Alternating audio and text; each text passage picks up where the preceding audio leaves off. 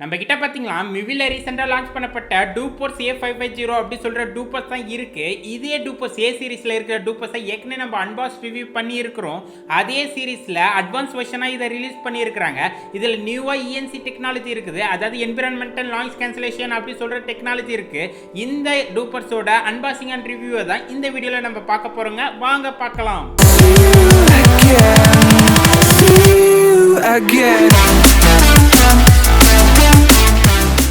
First of all இந்த டூபோட்ஸோட box content பார்த்தலாம். Welcome card, manual book, warranty card, C type charging cable, அது மட்டும் இல்லாம 3 சைஸஸ் சிலிக்கான் பட்டும் தந்திருக்காங்க.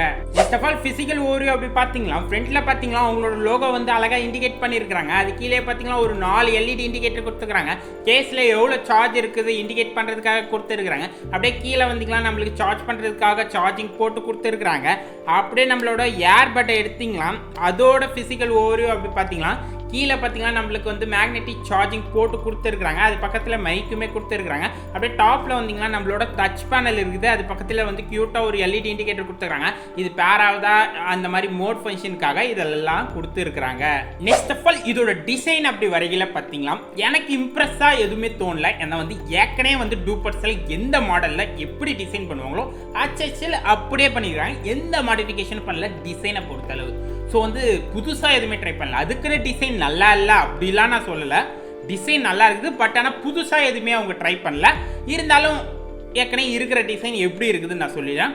இதோட டிசைன் பார்த்தீங்கன்னா ஒரு மெட்டாலிக் ஃபினிஷை கொடுத்துருக்காங்க. ஸோ வந்து எந்த ஃபிங்கர் பிரிண்ட் பட்டாலுமே ஃபிங்கர் பிரிண்ட் கேப்சரே ஆகலை. ஸோ வந்து ஒரு நல்ல இதை கொடுக்குது. அதே மாதிரி இதோட கலர் வந்து ஒரு ரீஃப்ரெஷ்னஸை கொடுக்குது, ரெஃப்ரெஷ்னஸை. ஸோ வந்து அந்த கலர் எல்லாமே வந்து ஒரு நல்ல குவாலிட்டி, ஒரு ப்ரீமியமான ஒரு லுக்கை கொடுக்குது தான் சொல்லணும். இதோட கலர் எல்லாமே பில்டு குவாலிட்டி அப்படி வரைக்கல பார்த்தீங்களா நான் கையில் பிடிக்கும் போது செம ஆடான ஒரு பில்டை ஃபீல் பண்ணுற மாதிரி எனக்கு ஃபீல் ஆகுது பர்சனலாக. அதே மாதிரி இதோட ஏர்பட்டோட இயர் ஃபிட் அப்படி வரையில பார்த்தீங்கன்னா ஒரு நல்ல கம்ஃபர்டபுளை கொடுக்குது. எவ்வளோ நேரம் யூஸ் பண்ணாலும் இயர் பெயினே வரல. ஒரு செமையான ஒரு ஃபிட்டை மேட் பண்ணி தந்திருக்கிறாங்க சொல்லணும். இதோட பில்டு குவாலிட்டியாக இருக்கட்டும், இதோட டிசைனாக இருக்கட்டும், எல்லாமே வந்து நல்லாவே இருக்குது. பட் ஆனால் டிசைனை பொறுத்தளவு எதுவுமே வந்து இம்ப்ரெஸ்ஸாக புதுசாக எதுவுமே ட்ரை பண்ணல. ஏற்கனவே இருக்கதே கொடுத்துருக்குறாங்க. ஃபர்ஸ்ட் ஆஃப் ஆல் இந்த ப்ராடக்ட்டோட பேட்டரி லைஃப் அப்படி வரையில பார்த்தீங்கன்னா 50 hours அவங்க கிளைம் பண்ணியிருந்தாங்க. பட் ஆனால் டெஸ்ட் பண்ணும் போது தான் தெரிஞ்சுது 25+ hours தான் வரும். அதாவது 20 to 30 hours தான் வரும். பாதிக்கு பாதி தான் வருது. இப்போ பார்த்தீங்கன்னா 10% சார்ஜ் வந்து 30 minutesல குறையுது. அப்படி பார்க்கும்போது 5 hours வரைக்கும் தாக்கு பிடிக்கும் ஒரு ஏர்பட் ஒரு டைம் சார்ஜ் பண்ணால்.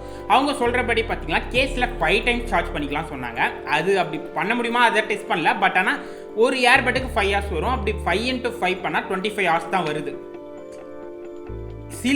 சில டூபோட்ஸ் தான் நான் ஏற்கனவே டெஸ்ட் பண்ணியிருக்கிறேன். அதில் தான் பார்த்தீங்கன்னா அவங்க சொல்கிற ரேஞ்சே வரும், சிலதில் வராது. இது வந்து மேனுஃபேக்சர் டிஃபெக்டா இல்லை வந்து இவங்களோட பிஸ்னஸ் ஸ்ட்ராட்டஜியா எனக்கு தெரியல. இதில் வர்றது 25+ hours தான் வரும். அதாவது 25 to 30 hours வரைக்கும் தான் ப்ளேபேக் தரும். இதை நான் சொல்லிட்டேன். இது ஓகேவான ஒரு பேட்டரி லைஃபாக தான் இந்த ரேஞ்சில் தோணுது. பட் ஆனால் இவங்க டேரெக்டாகவே சொல்லியிருக்கலாம். ஓகே, இது பார்த்தீங்கன்னா இந்த ப்ராடக்ட்டோட ரொம்ப முக்கியமான ஒரு விஷயம், அதாவது சவுண்டு குவாலிட்டியை பற்றி தான் பார்க்க போகிறோம். செம இம்ப்ரெசிவாக இருக்குது. சவுண்டு குவாலிட்டி அடிச்சிக்க முடியாது, அந்த லெவலில் கொடுத்துக்கிறாங்க இந்த பட்ஜெட்டில். கிட்டத்தட்ட OnePlusக்கு மூவ் ஆகிட்டாங்க இவங்க.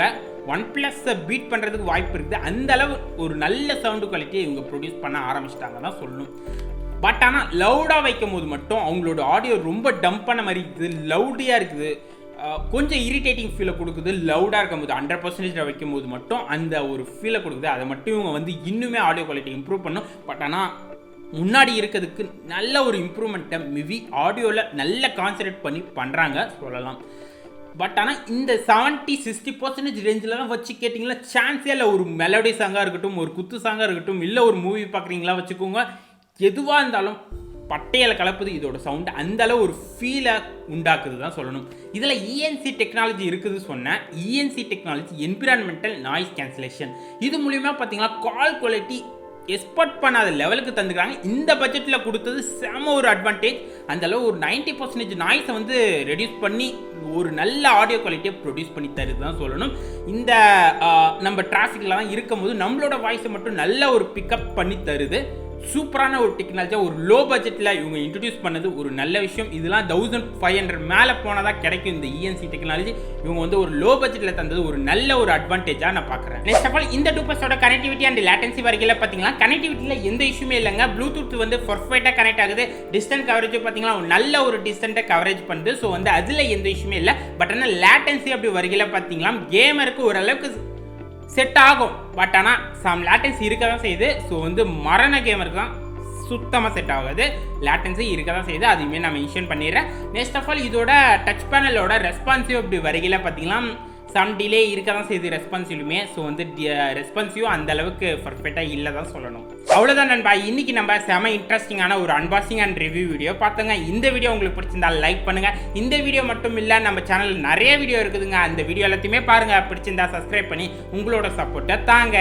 Take can do anything. இன்னொரு இன்ட்ரெஸ்டிங்கான அமேசிங்கான வீடியோவில் நம்ம சந்திப்போம்.